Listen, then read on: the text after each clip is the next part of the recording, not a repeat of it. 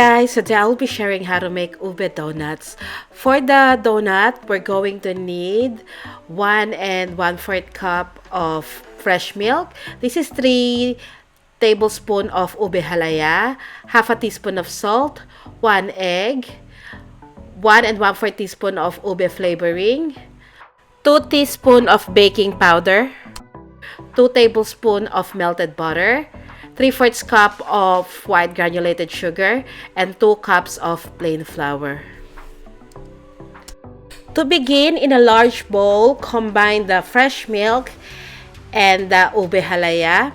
If you want to know how to make this ube halaya, I will put the link in the description box.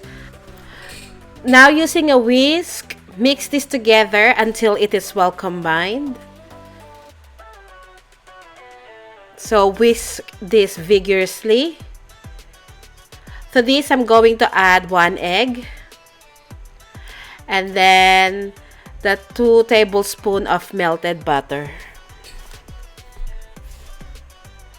Now add 1 1/4 teaspoon of ube flavoring or ube extract. So this is the 1/4 teaspoon now. Mix well.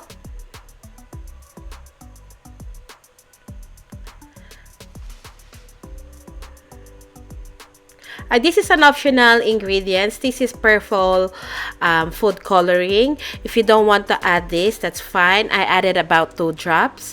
Then add the sugar. Again, the sugar is 3/4 cup. Once the sugar is dissolved, we can set this aside for a second. Combine the plain flour, the salt, and the baking powder. Give this a quick mix, and then we will sift this in to the wet ingredients.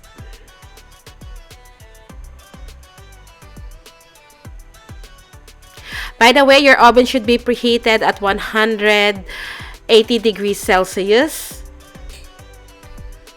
So mix this until it is well combined.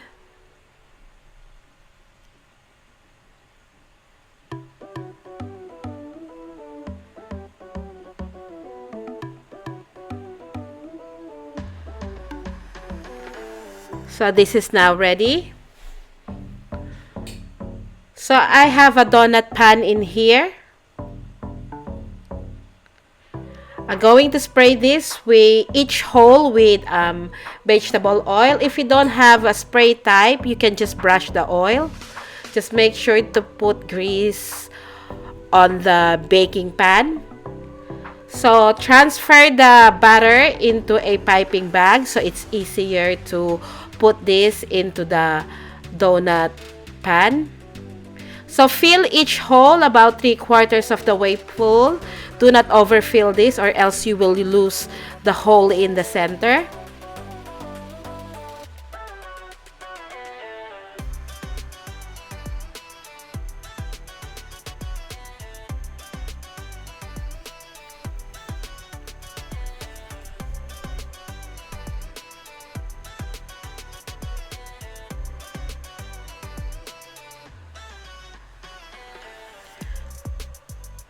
So with this recipe, I made 15 medium-sized donuts.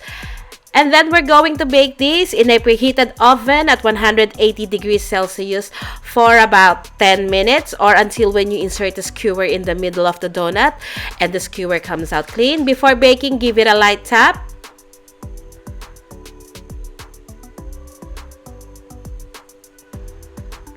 And this is what it looks like after baking. This is easy to take out from the mold since we greased the pan. Just flip the pan upside down and the donut will release easily. So continue baking the rest of the donuts. For the icing, we're going to need 1½ tablespoon of melted butter, 1½ teaspoon of ube extract, 5 tablespoons of fresh milk, 2 cups of icing sugar, and 1 to 1½ cups of desiccated coconut. So to begin, add the fresh milk into the icing sugar. At first, add 3 tablespoons first to check the consistency of the icing.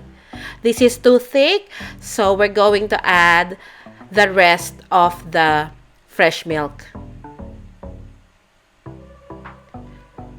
Mix well. To this, we're going to add the melted butter. We're adding the melted butter because it helps set the icing once it cools down. Now we're going to add the ube extract. So again, add 1.5 teaspoon. Or it depends on you how much flavoring you like to add. If you like, you can just add 1 teaspoon, but I'd like to add 1.5 teaspoon.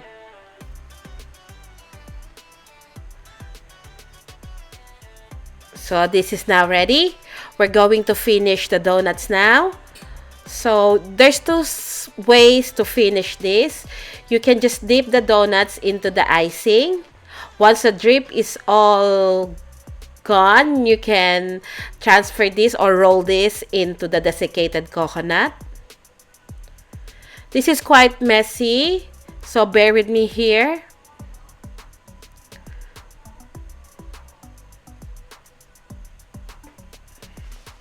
So make sure to fully coat the donut with desiccated coconut. One way is to use spoon and fork. So dip the donuts into the icing and then use the spoon to drizzle more icing to cover the donuts fully with the icing. And then just roll this to the desiccated coconut.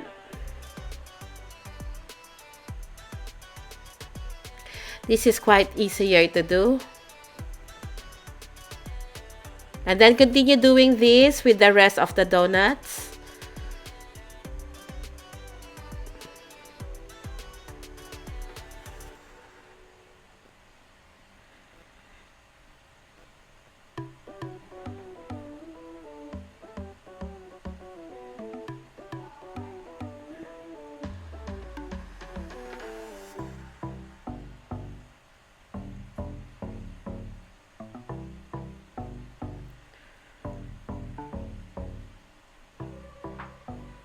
And this is the finished product.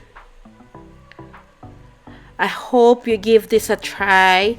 This is really good. I can guarantee that you're going to love this. And just to show you what it looks like inside when you cut the donut in half.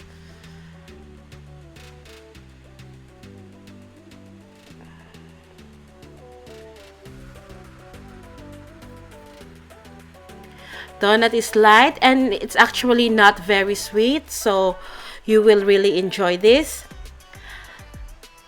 Thank you so much for watching, and I hope you do like, subscribe to my channel, and if you have time, you can follow me on my Facebook page.